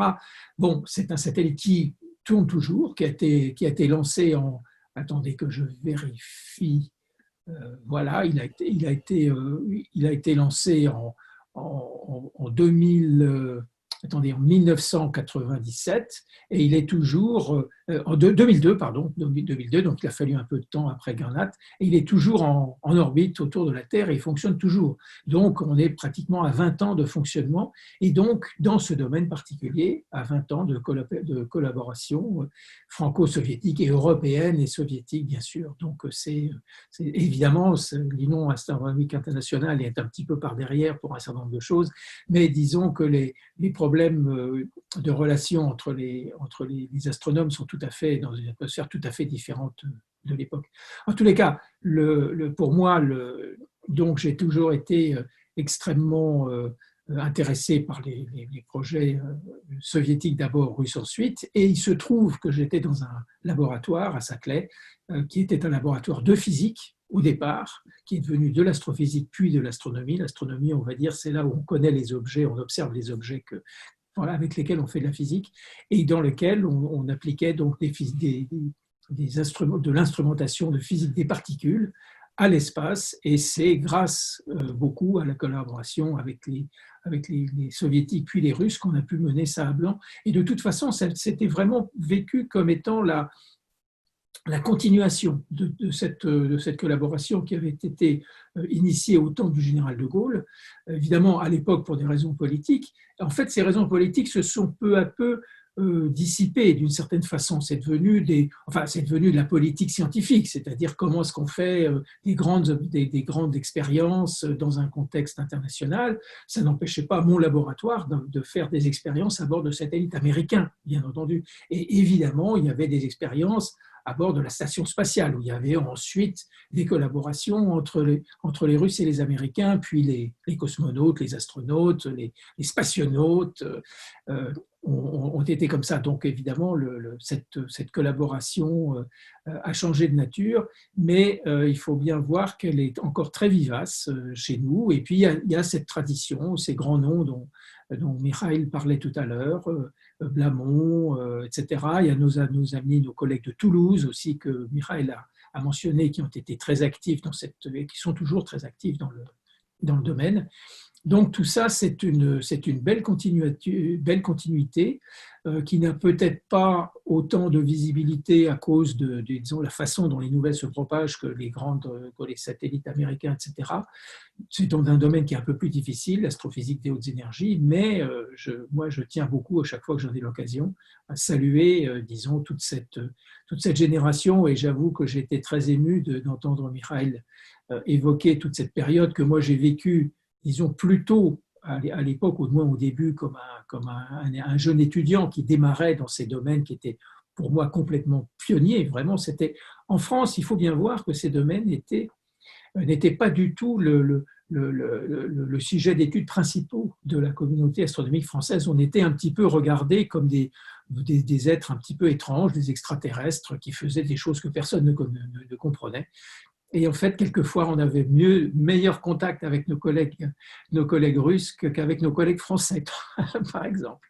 Bon, mais tout ça, bien sûr, c'est des souvenirs, ça s'est un petit peu estompé, mais je crois qu'il faut vraiment insister sur cette hérédité, sur cet héritage, plus exactement, qui a été très important pour moi, pour mes collègues, et puis pour nos deux pays. Je crois que Mikhail a joué un rôle donc très important. Il a été là, et indirectement, même s'il s'occupait de ballons sur Vénus et moi de rayons X venant des étoiles à neutrons, eh bien, je crois qu'on lui doit certainement quelque chose pour avoir maintenu la flamme, même si la flamme s'est un peu éteinte quelquefois. Eh bien, il y avait encore des gens qui ont su la rallumer à coup de moteur de fusée, on va dire.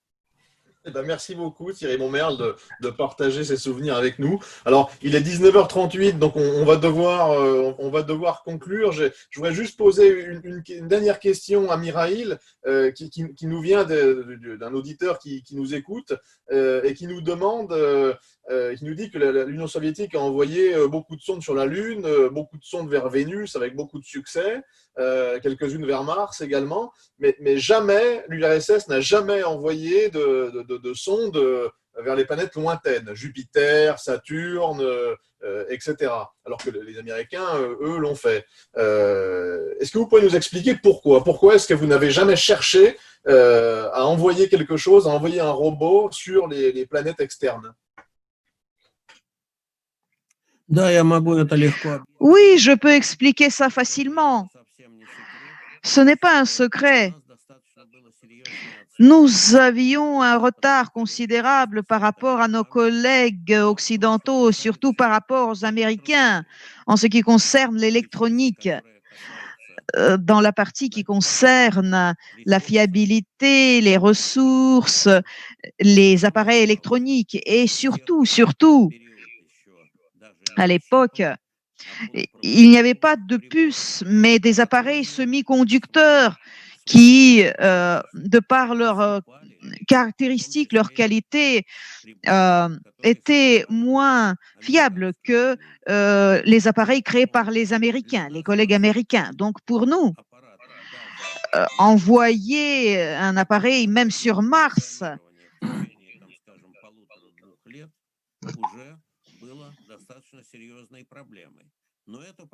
Donc, l'envoi sur Mars, c'était un problème pour nous.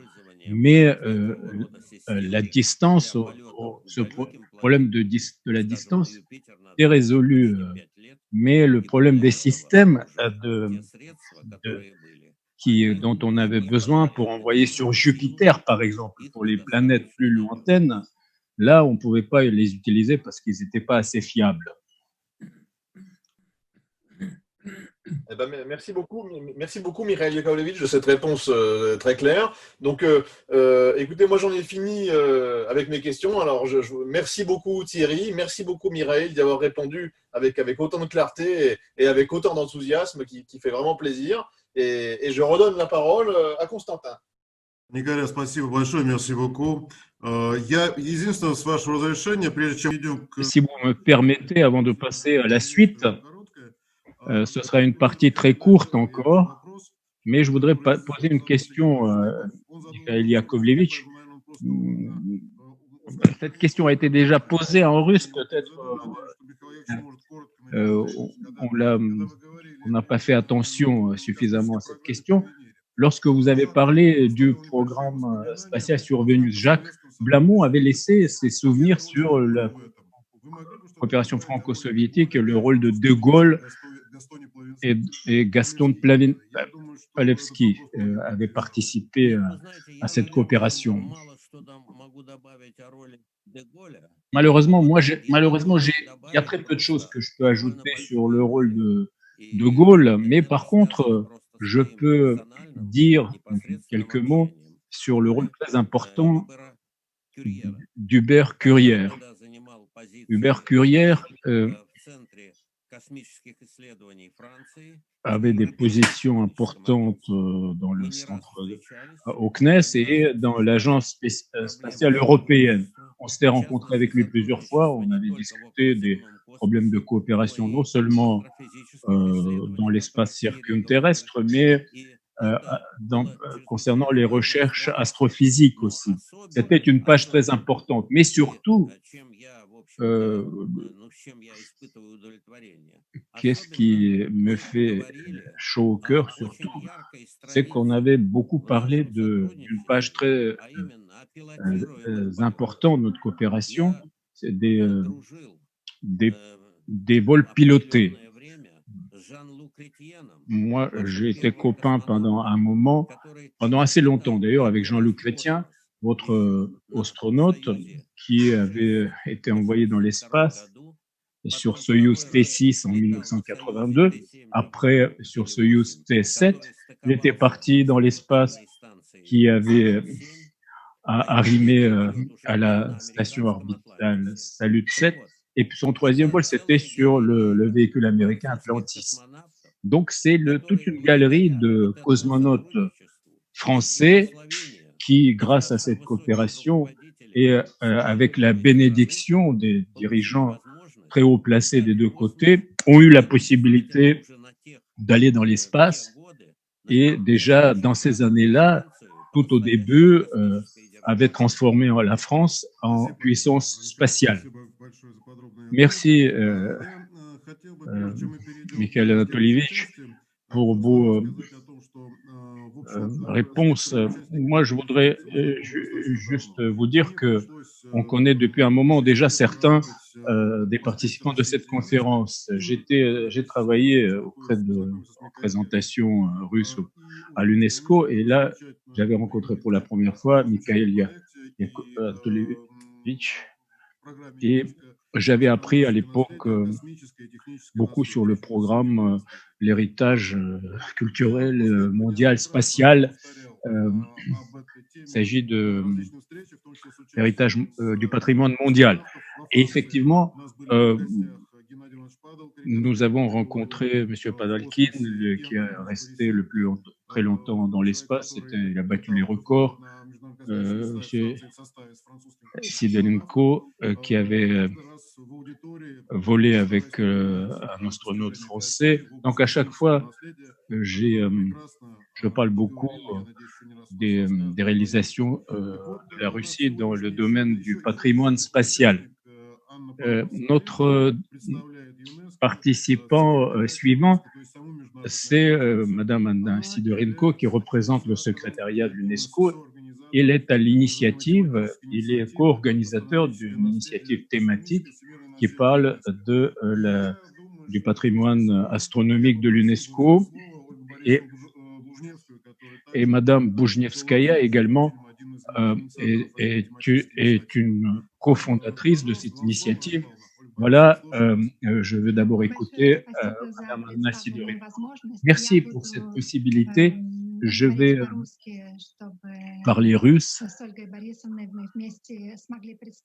pour qu'on puisse, avec Olga Borisovna, présenter très brièvement l'histoire de cette initiative et la participation de Mikhail Yakovlevitch et aussi du soutien qui a été apporté à cette initiative par Monsieur Montmerle.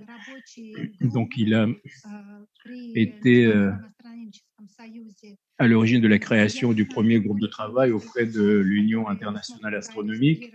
Je ne sais pas si on va y avoir quelques diapositives pour montrer les dates clés de la participation de Mikhail Marov à cette initiative. L'initiative a été proposée en 2003 avec le soutien de l'ancien directeur général Barbozo, qui était le directeur de l'agence spatiale russe en même temps avant.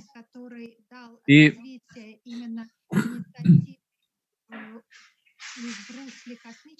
mais c'est bien la proposition de en 2007, lorsqu'on a fêté l'anniversaire du vol du premier Sputnik, que cette initiative avait été bien proposée et avec Olga Borisovna, nous avons pu effectivement présenter ce sujet en France et il a eu des échos à l'époque et a attiré d'autres organisations, y compris Jean Adouze, qui était à l'époque président de la Commission nationale de la France auprès de l'UNESCO. Mikhail Yakovlevitch Marov avait répondu à l'appel que nous avons exprimé, prononcé en 2007 et depuis 2009, il est devenu l'un des principaux personnages qui avait poussé cette initiative en avant pendant 10 ans pratiquement, donc sur dans différents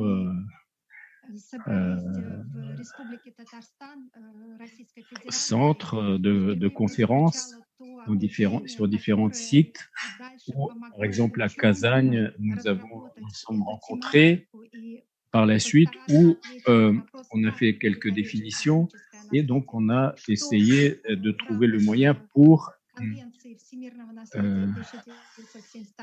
commémorer ce patrimoine international spatial. Effectivement, on a cherché de le transformer en patrimoine mondial. On a analysé comment ça pourrait être fait dans le cadre de l'UNESCO. Beaucoup de négociations ont eu lieu et en 2012, grâce à Konstantin Volkov, qui, dans le cadre du comité de patrimoine mondial, lors d'une session qui a eu lieu à Saint-Pétersbourg, lorsqu'on a célébré le 40e de la Convention, il s'est prononcé à l'époque pour soutenir cette initiative et à l'époque, il avait dit que cette initiative sur le patrimoine astronomique devait être élargie et devait comprendre également une recherche globale thématique sur le patrimoine technologique lié à l'exploration spatiale. Et donc, à partir de cela, de ce moment-là, avec le soutien de la Fédération de Russie et la Commission nationale française, une rencontre spéciale avait été organisée. Vous voyez une photo historique de la table ronde qui réunissait tous les pays leaders dans le domaine de la conquête spatiale pour pousser plus loin cette initiative. Et M. Marov fait partie des participants de cette table ronde. En 2014, avec le soutien de Kaspar, la première conférence a eu lieu sur l'élaboration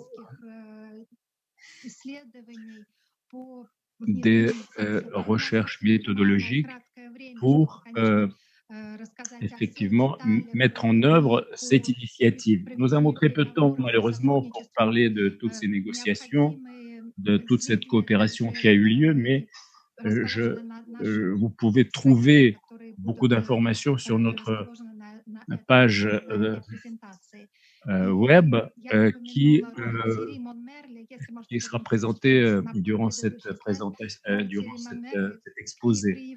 Je voudrais souligner le rôle de M. Monmerle grâce à sa direction. Grâce à lui, en 2013, un groupe de travail avait été créé et la première réunion a eu lieu, donc effectivement, sous la présidence de M. Marov aux États-Unis, sur les îles Hawaï. Et donc, effectivement, dans le cadre de l'UNESCO, une convention a été signée pour le patrimoine spatial mondial.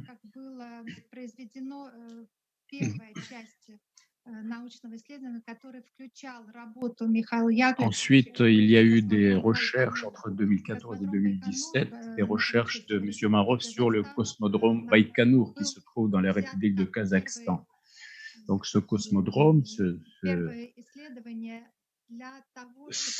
pas de tir avait été choisi pour déterminer les critères selon lesquels différents sites peuvent être considérés comme patrimoine spatial.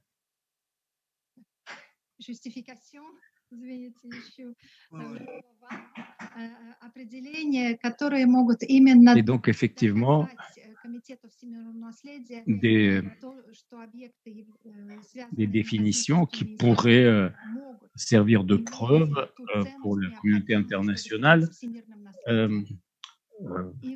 pour devenir patrimoine mondial. Avant de passer la parole à Olga Borisovna pour qu'elle puisse compléter mon exposé, je voudrais vous montrer la dernière planche où vous voyez le fait que plusieurs pays ont donc choisi les personnes qui servent de coordinateurs pour pousser cette initiative, pour promouvoir cette initiative dans différents pays du monde. M. Marov avait proposé de réunir toutes les agences spatiales les plus importantes et créer dans le cadre de l'UNESCO, avec la participation de l'UNESCO, un groupe de travail qui pourrait faire la promotion continue de cette initiative dans le cadre des conventions de l'UNESCO. Merci beaucoup.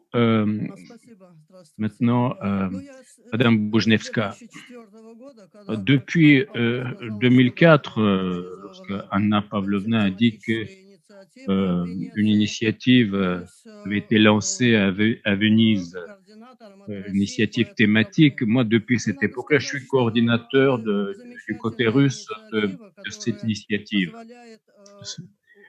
Je dois dire que c'est une initiative formidable qui permet effectivement de éterniser, si vous voulez, ce patrimoine de le protéger, de le préserver pour des siècles. Effectivement, chaque site doit être protégé et ça coûte très cher. Il y a des kilomètres de protection qui doivent être financés. C'est très compliqué. On s'était concentré sur des observatoires astronomiques. Par exemple, l'observatoire de Pulkovo à Saint-Pétersbourg a fait partie de ce patrimoine spatial. Il y en a d'autres qu'on a cherché à inclure. Et l'observatoire d'Engelgard au Tatarstan aussi va éventuellement être inclus dans la liste de ce patrimoine spatial.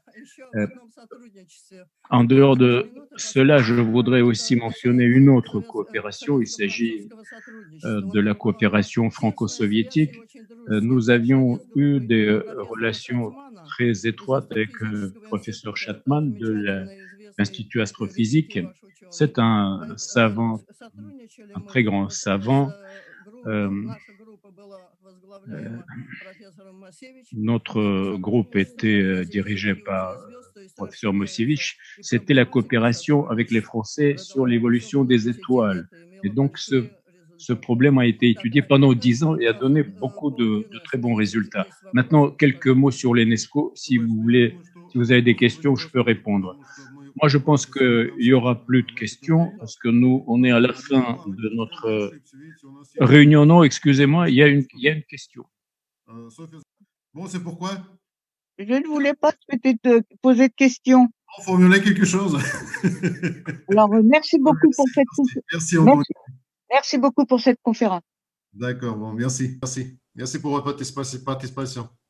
Ну, значит, тогда мы продолжаем. Ольга Борисовна, и всех участников хотел бы искренне поблагодарить, потому что, мне кажется, у нас сегодня получился очень обстоятельный, очень серьезный разговор. Je voudrais remercier tous les participants. Nous avons eu un dialogue très intéressant avec les gens très compétents qui connaissent bien cette période très importante, difficile et très importante à la fois. Des pages très importantes de coopération franco-soviétique, franco-russe dans le domaine spatial qui n'étaient pas connues de tout le monde, mais qui pouvaient nous servir de repères, de nouveaux repères aujourd'hui dont nous devons nous inspirer. Donc, Thierry Momerle a parlé des nouvelles dates. Je pense que l'année prochaine sera le 60e anniversaire du premier vol de l'homme dans l'espace. Effectivement, il y aura un programme spécial en Russie et dans d'autres pays. Et je pense que en Russie, nous avons célébré ce genre d'événement, ce genre de jubilé.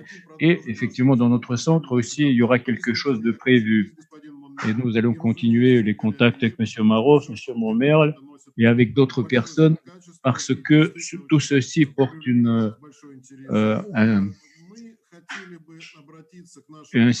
un symbole de qualité, cette coopération. Je voudrais aussi nous adresser à nos auditeurs pour demander quelle est la personne qu'ils voudraient voir être invitée à notre prochaine rencontre dans le domaine spatial. Je pense que vous pouvez avoir éventuellement des questions, des préférences concernant les événements ou des personnages. À travers Nicolas Pillet, vous pouvez effectivement nous proposer quelques idées concernant le sujet de nos prochaines rencontres. Si il n'y a plus de questions, y compris Madame Zarkan, nous allons passer à la conclusion. Je voudrais remercier, comme d'habitude, tous les participants, tous les conférenciers, tous les exposants. Je voudrais remercier nos interprètes qui ont traduit en simultané nos échanges. Je les remercie pour leur travail. C'est pas facile de traduire la terminologie spatiale. Et je voudrais aussi remercier M. Marov qui sait très bien parler pour les interprètes, pour que les interprètes puissent suivre. Donc aussi mes remerciements à nos administrateurs techniques et à tous les organisateurs connus et inconnus de nos téléconférences. Donc là-dessus, je voudrais terminer. À une prochaine fois. Merci beaucoup pour une organisation parfaite et très professionnelle de tout cela. Merci beaucoup.